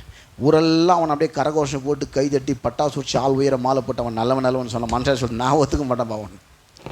நான் எனக்கு தெரியுமே நீ யாருன்னு, எனக்கு நீ யாருன்னு. இவன் கொஞ்சம் ஆட்டம் போட்டேன்னா இப்போ மறந்துட்டேன் நீன்னு கேட்பான் உள்ளந்தவன். என்ன தெரியல அப்படியே ஆளே மாறிட்டேன் நீ யாருன்னு எனக்கு தெரியாதா, இல்லை நான் யாருன்னு உனக்கு தெரியாதான்னுவான். அவன் மனசாட்சி அவனை உருட்டி பிரட்டி எடுத்துரும். அவனை வந்து ஒரு நாள் அவனுக்கு நியாயத்தீர்ப்பு உண்டு. ஏன்னா அவன் கடவுள் இல்லாமல் பிறந்திருக்கிறான். அவன் பாவியாய் பிறந்திருக்கிறான். ஒரு பாவி நன்மைகளை செய்தாலும் அவன் பாவியாகவே இருக்கிறான். ஒரு பாவி உலகத்தில் இருக்கிற எல்லா மக்களுக்கும் வாழ்வாதாரத்தை ஏற்படுத்தி கொடுத்தாலும் அவன் பாவியாகவே இருக்கிறான். ஒரு பாவி தான தர்மங்கள் செய்தாலும் அவன் பாவியாகவே இருக்கிறான். அந்த பாவிக்கு இப்போ என்ன தேவை? ரட்சிப்பு தேவை. அந்த ரட்சிப்பு யார் கொடுப்பார்? ரட்சகர் கொடுப்பார். யார் அந்த ரட்சகர்? ஆண்டவராக இயேசு கிறிஸ்து. ஏன் அவர் ரட்சகர்? அவர் தான் பாவமில்லாதவர்.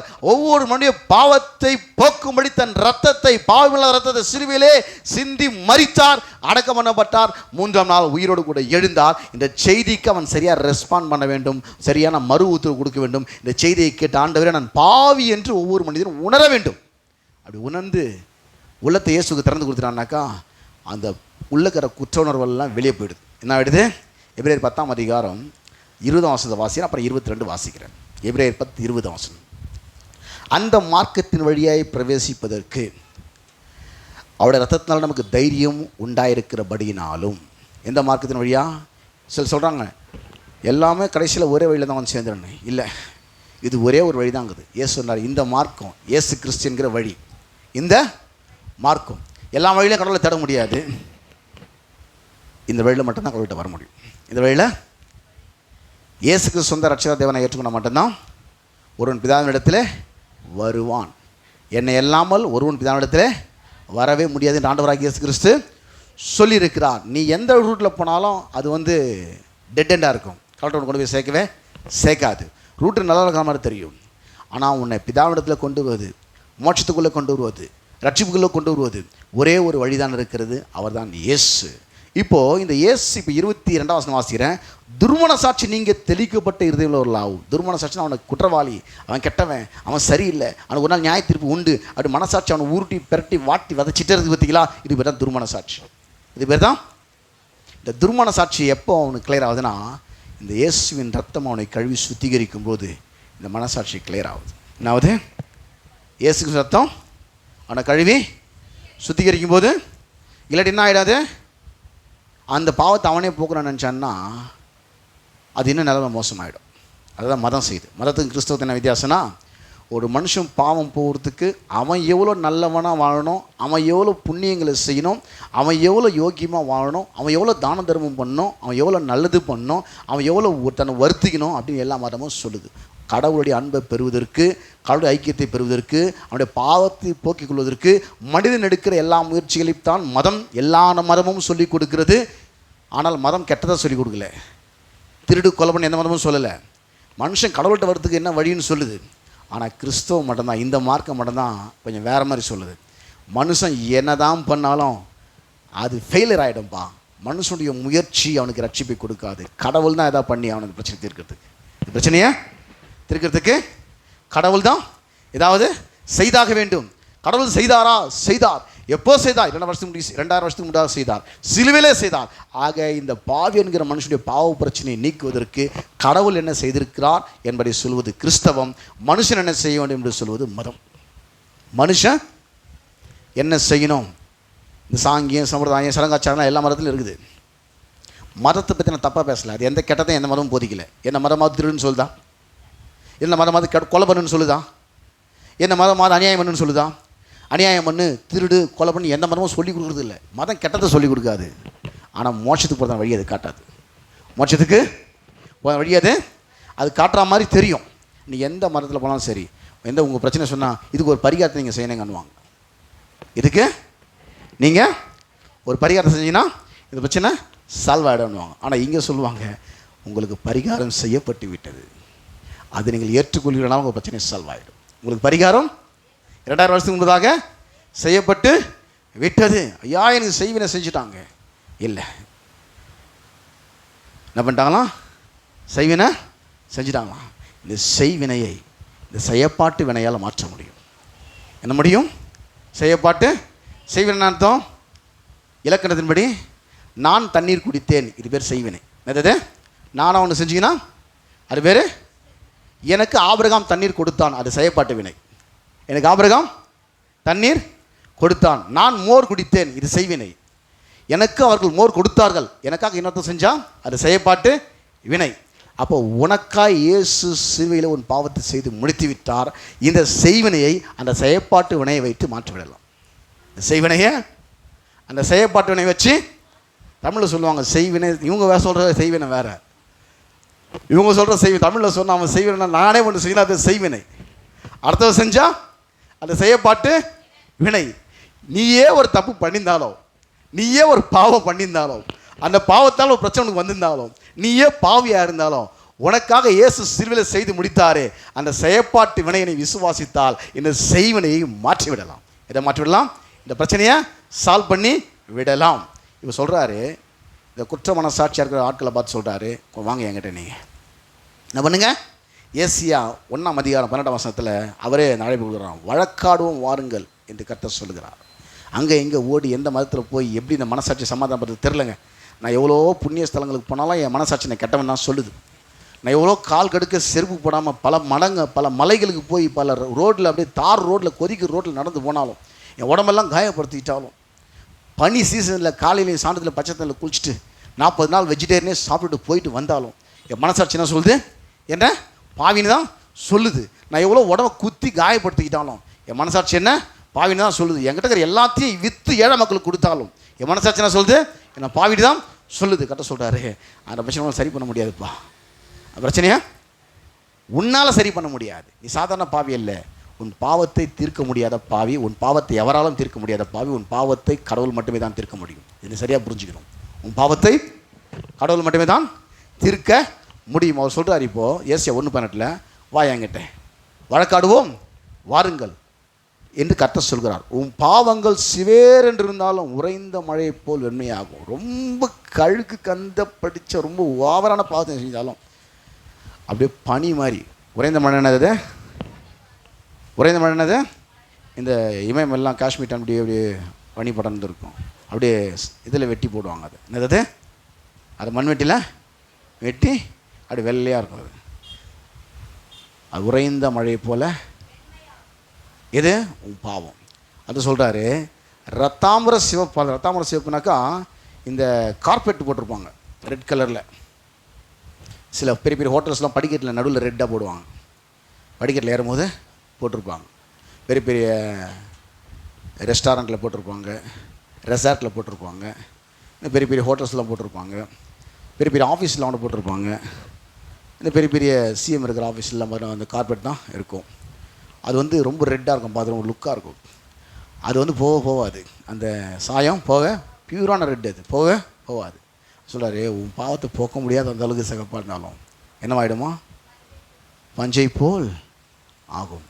முடியாதோட நான் கிளியர் பண்ணுறேன். நீயே போட்டு சொரன்னா போகாது. அது நீயே போட்டு, இப்போ நம்ம இங்கே வந்து ஒரு ரெட் கலரில் ஒரு மேட் ஒன்று போட்டு வச்சுக்கிறோம்ல, இது மாதிரி ஒரு முறை ஒரு ஹோட்டலில் வந்து ஒயிட் கலரில் போட்டாங்க. இந்த வெல்வெட்டு இது ஒயிட் கலரில் போட்டிருந்தப்போ ஒருத்தர் என்ன பண்ணார், வந்து உட்காந்துட்டு ஒரு காஃபி ஆர்டர் பண்ணுறாரு. காஃபி குடிக்கும்போது காஃபி அதில் கொட்டிடுச்சு. எதில்? ஒயிட் கலர் வெல்வெட் மேட்டில் காஃபி கொட்டிடுச்சு. ஐயோ கொட்டிடுச்சுன்னு சொல்லி நான் பண்ணுறேன். ஐயோ தொடச்சிட்டா நல்லா இருக்குமே, அசிங்கமாக அந்த கரை பிடிச்சி போச்சுன்னு சொல்லி கட்சி ஃபெட்டு இது போட்டு நல்லா தேய்ச்சி பாரு போக மாட்டேங்குது. சரி என்ன தைச்சாலும் போகலேன்னு சொல்லிட்டு என்ன பண்ணுறேன், நல்லா கொஞ்சம் ஷாம்புக்கு போட்டு என்ன போட்டு பண்ணலாம், என்ன பண்ணி இன்னும் அது கிஞ்சி தான் போட்டு தவிர அது போக மாட்டேது. அப்புறம் அந்த ஹோட்டலில் ஒர்க் பண்ணுற ஒருத்தர் வந்தாரான். வந்துட்டு என்ன பண்ணுறீங்க? இல்லை காஃபி கொட்டிடுச்சு. ஐயோ இருங்க ஒன்றும் பண்ணாதீங்க, நீங்கள் நான் ஒரு பவுடர் எடுத்துன்னு வரேன், அந்த பவுடர் அதில் போடலாம், கொஞ்ச நேரத்தில் இருக்கிறேன். அந்த பவுடர் அதில் போட்டு அது ஒரு கட்சி வச்சு ஒத்தி ஏற்றோன்னே எல்லாம் அதில் வந்துடுச்சு. எல்லாமே அந்த ஒரு கெமிக்கல் வச்சுருக்காங்க.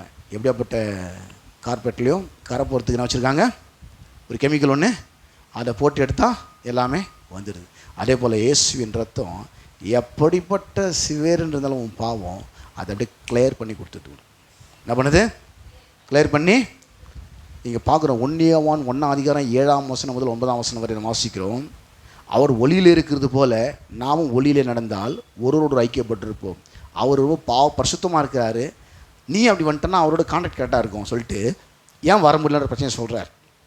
என்னென்னா அவருடைய குமாரனாக இயேசு கிறிஸ்துவின் ரத்தம் சகல பாவங்களை நீக்கி நம்மை, அவர் ரத்தம் தாங்க உன்னை க்யூர் பண்ணும், மனசாட்சியை கழுவி சுத்திகரிக்கும்.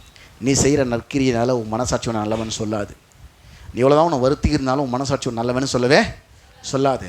ஒரு பாவிக்கு இருக்கிற 2வது பிரச்சனைனாக்கா அவன் மனசாட்சியில் அவன் கெட்டவன், அவனை தொந்தரவு குத்துன்னு இருந்த மனசாட்சி, ஒரு குற்ற மனசாட்சி, ஒரு துர்மனசாட்சி, அப்படியே அவனை அப்படியே வாட்டி வரைச்சி நிம்மதி இல்லாமல் இருக்கிறான். வெளியில எல்லாம் அவனை நல்லவன் தான் சொல்கிறாங்க, ஆனால் அவன் மனசாட்சி அவனை கெட்டவன்னு சொல்லுது. இது பாவிக்கு இருக்கிற பிரச்சனை. பாவிக்கு இருக்கிற இப்போ அந்த பிரச்சனையை சால்வ் பண்ண சொல்கிறார். என் ரத்தத்தினால உன் மனசாட்சியை கழுவி நான் சுத்திகரிக்கிறேன். நம்முடைய பாவங்களை, நமக்கு பாவம் இல்லை என்போமானால் 8ஆம் வசனம், நம்மை நாமே வஞ்சிக்குள்ளாக இருப்போம், சத்தியம் நமக்குள் இராது. நம்முடைய பாவங்களை நாம் அறிக்கையிட்டால் பாவங்களை நமக்கு மன்னித்து எல்லா அநியாயத்தை நீக்கி நம்மை சுத்திகரிப்பதற்கு அவர் உண்மையும் நீதியும் உள்ளவராய் இருக்கிறார். ஆண்டவராக இயேசு கிறிஸ்து சத்தம் மாத்திரமே சகல பாவங்களை நீக்கி ஒவ்வொரு மனிதனும் சுத்திகரிக்கும். மனசாட்சியில் இருக்கிற கெட்ட அந்த குற்ற மனசாட்சியை, அந்த துர்மனசாட்சியை, அந்த குற்ற உணர்வை நீக்கக்கூடிய ஒன்றே ஒன்று இருக்கிறது. அது பாவம் இல்லாத இயேசு கிறிஸ்துவின் ரத்தம். அந்த ரத்தம் இன்றைக்கும் நன்மையான நமக்காக பேசி கொண்டிருக்கிறது. இயேசு ரத்தத்தை ஒரு மனிதன் உள்ளத்திலே ஏற்றுக்கொள்வானா, இயேசுவை ஏற்றுக்கொள்வானா, இயேசுப்பா ரத்தத்தில் என்னை கழுவும் என்று சொல்வானால் அவருடைய மனசாட்சி இயேசு ரத்தம் கழுவி சுத்திகரிக்கிறது தான் இருக்கிறது. எபிரேயர் 9:4 வாசிக்கிறோம், நித்திய ஆவியினாலே தம்மைத்தாமே பழுதற்ற பலியாக தேவனுக்கு ஒப்பு கொடுத்த இயேசு கிறிஸ்துவின் ரத்தம் ஜீவனுள்ள தேவனுக்கு ஊழியம் செய்வதற்கு உங்கள் மனசாட்சியை சத்த கிரியைகளை சுத்திகரிப்பது எவ்வளவு நிச்சயம். வெளியில் எவ்வளோ தான் நம்ம அழுக்காக இருந்தாலும் சோப் போட்டு குளிச்சிடலாம், ஒரு துணியை சோப் போட்டு கெமிக்கல் போட்டு துவைச்சி எடுத்துடலாம். மனசாட்சி எப்படி கியூர் பண்ணுறது? இயேசுவின் ரத்தம் அதை கழுவி சுத்திகரிக்கிறது. இயேசுவின் ரத்தம் மனசாட்சியை கழுவி தேவனுக்கு நீங்கள் சேவை செய்வதற்கு, தேவனுடைய சித்தத்தை நீங்கள் செய்வதற்கு, தேவனுக்கு நீங்கள் ஊழியம் செய்வதற்கு இயேசு கிறிஸ்துவின் ரத்தம் உங்கள் மனசாட்சியை கழுவி சுத்திகரிக்கிறது. என்று சொன்னால் நம்முடைய பாவங்களுக்காக இயேசு சிலுவையிலே பாவப்படார். நாம் அவருக்குள் தேவனுடைய நீதியாகும். நீதினா எந்த குற்ற உணர்வு இல்லாமல், குற்றவாளின்ற உணர்வு இல்லாமல், ஆக்கினை தீர்ப்பு தண்டனைக்குரிய உணர்வு இல்லாமல், பாவ உணர்வு இல்லாமல் தைரியமாக நிற்கக்கூடிய ஆற்றலை இயேசு கிறிஸ்துவின் ரத்தம் நமக்கு கொடுக்கிறது. நாம் அவருக்குள் தேவனுடைய நீதியாகும்படிக்கு பாவ மரியாதை நமக்காக சிலுவிலே பிதாவாகிய தேவன் பாவமாக்கினார். 2 கொரிந்தியர் 5:21 அப்போஸ்தலனாகிய பவுல் இங்கே சொல்கிறார். இயேசு பாவமானார், நம்முடைய எல்லா பாவத்தை சுமந்து சிலுவையில் அனுபவிச்சார். எதுக்குது? நீங்கள் நானும் நீதிமான் ஆகிறதுக்காக. தேவனுடைய நீதிமான்னா நல்லவன் அர்த்தம் கிடையாது, சன்மார்க்கன் அர்த்தம் கிடையாது, உத்தமன் அர்த்தம் கிடையாது. நிறைய பேர் அப்படி தான் புரிஞ்சு வச்சுருக்கிறாங்க. பாவினா கெட்டவன், நீதிமானா நல்ல. அப்படியே பைபிள் அப்படி சொல்ல. பாவினா எல்லாரையும் பாவின்னு சொல்லுது. நீதிமானா யாரெல்லாம் சுவிசேஷத்தை கேட்டு ரெஸ்பாண்ட் பண்ணி இயேசு சொந்த ரட்சகராக தேவனை ஏற்றணும் அவங்க மட்டும் தான் நீதிமான்னு சொல்லுது. இது நம்ம தெளிவாக சொல்லணும். மக்கள் கேட்டு மக்கள் குழப்பத்திலே இருப்பாங்க பாருங்கள். நல்லது பண்ணுறவங்க நீதிமான் கிடையாதுங்க. பாவியோட நல்லது பண்ண முடியும். பாவியோட நல்லது பண்ண நல்லவனாக கூட வாழ முடியும். 10 உயிரை காப்பாற்றின டாக்டர் பாவியாக இருந்தால் அவர் நரகத்துக்கு தான் போவார். 10 உயிரை காப்பாற்றினாங்க பரலத்துக்கு போக மாட்டார்.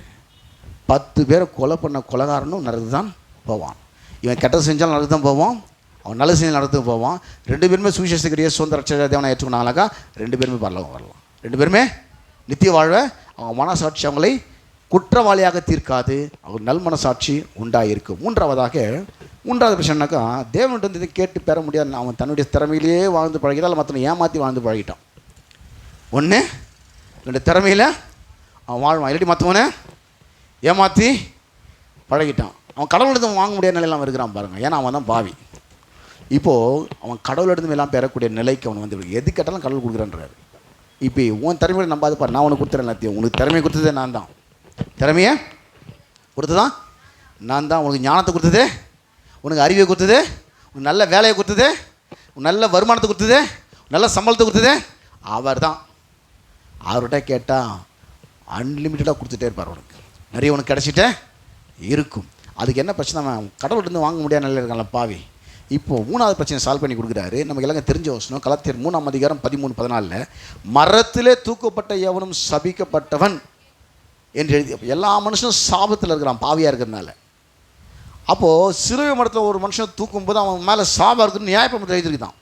இயேசு எந்த பாவமும் செய்யாதவர், பாவம் இல்லாதவர், நமக்காக சிலுவையிலே அவர் மரித்தார். மரத்திலே தூக்கப்பட்ட எவனும் சபிக்கப்பட்டவன் என்று எழுதியிருக்கிறபடி கிறிஸ்து நமக்காக சாபமாகி நியாயப்பிரமாணத்தின் சாபத்துக்கு நீங்களாக்கி நம்மை மீட்டு கொண்டார். நீங்களாக்கி நம்மை ஆபிரகாமுக்கு உண்டான ஆசீர்வாதம் கிறிஸ்து இயேசுவினால் புறஜாதிகளுக்கு வரும். ஆபிரகாம் சந்ததி சேராத எல்லாருக்கும் இந்த ஆசீர்வாதம் வரணுன்றதுக்காக ஒரு எக்ஸாம்பிளாக ஒரு மனுஷன் தெரிஞ்சு கொண்டாரு. ஆபிரகாம் அப்போ அவன் நல்லது செஞ்சு ஆசீர்வாதத்தை வாங்கலை, கடவுளை உடனே நீதிமனாக்கிறதுனால ஆசீர்வாதத்தை வாங்கிட்டான். தேவனுடைய சிநேகிதன் என்னப்படுறதுனால ஆசீர்வாதத்தை வாங்கிட்டான். அதே போல் இன்றைக்கு நீங்களும் நானும் எல்லாரும் இயேசுவின் ரத்தத்தின் மூலமாக தான் நீதிமானாக்கப்பட முடியும். இயேசு கிறிஸ்துவுக்காக சிலுவையில் ரத்தம் சிந்தி மரித்தார், அடக்கம் பண்ணப்பட்டார், 3ஆம் உயிரோடு கூட எழுந்தார். இந்த செய்தியை நாம் அநேகருக்கு அறிவிப்போம், அறிவிக்க கடமைப்பட்டிருக்கிறோம், கட்டளை பெற்றிருக்கிறோம்.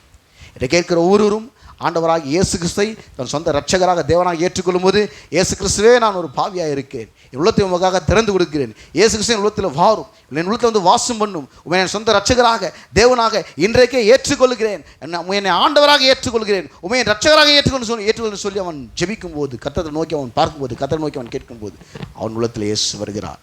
அவனுக்கு இந்த 3 பிரச்சனை சால்வ் ஆகிடுது. என்ன 3 பிரச்சனை ஆகுது? அவனோட முதல் பிரச்சனை, கடவுளுடைய உறவை இழந்தவனா ஒவ்வொரு மனுஷனும் இருக்கிறான், பாவியாக இருக்கிறான், அவனுக்கு இப்போ கடவுளுடைய உறவு கிடைக்குது. 2வது அவனுடைய குற்றுணர்வு நீங்குது. 3வது அவன் எதையும் கடவுள் கேட்டு பெற முடியாத ஒன்று தன் திறமையில் சம்பாதிப்பான், இல்லை மற்றனை ஏமாற்றி சம்பாதிப்பான், இல்லை அப்பா மட்டும் சொத்தில் வாங்குன்னு இருப்பான். இல்லை நீ எதுலேயும் வாழ வேண்டாம், நானே உனக்கு கொடுத்துறேன், உனக்கு எல்லாத்தையும் கொடுத்துட்றேன், அதுக்காக என் குமாரனை கொடுத்துருக்குறேன், பூமியின் நிறைவும் கர்த்தருடைய, பூமியில் இருக்கிற எல்லாம் உனக்காக வச்சுருக்கிறேன். மரத்தில் தூக்கப்பட்ட எவனும் சபிக்கப்பட்டவன் என்று எழுதியிருக்கிறபடி கிறிஸ்து நமக்காக சாபமாகி நியாயப்பிரமாண சாபத்துக்கு நீங்களாக்கி நம்மை மீட்டுக்கொண்டார். ஆபிரகாமுக்கு உண்டான ஆசீர்வாதம் கிறிஸ்து இயேசுவினால் புறஜாதிகளுக்கு வரும்படியாகும், இந்த வாக்கு தத்தத்தை விசுவாசனால் பெறும்படியாகும். இப்படி ஆயிற்று. அப்போ பார்த்தீங்கன்னா கடவுளுடைய வாக்கு தத்தங்கள்லாம் இருக்குது. இயேசுவை ஏற்றுக்கொண்டா இயேசுக்குள்ள அந்த வாக்குத்தலம் ஆம் என்றும் இருக்கிறது.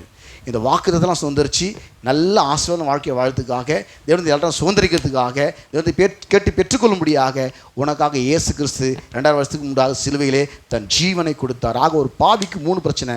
ஃபஸ்ட்டு பிரச்சனை தேவனோட கான்டாக்ட் இல்லை, செகண்ட் பிரச்சனை அவனுக்கு குற்ற மனசாட்சி இருக்குது, 3வது பிரச்சனை தேவனை கேட்டு பெற முடியாத இருக்கிறான். இந்த செய்தி இயேசுவை சொந்த ரட்சகராக தேவனை ஏற்றுக்கொள்ளும்போது இந்த 3 பிரச்சனையும் அவன் சரி பண்ணப்படுகிறது. இந்த 3 பிரச்சனையும் அவன் கிளியர் ஆயிடுறான், அவன் தேவனுடைய பிள்ளையாக மாறி விடுகிறான்.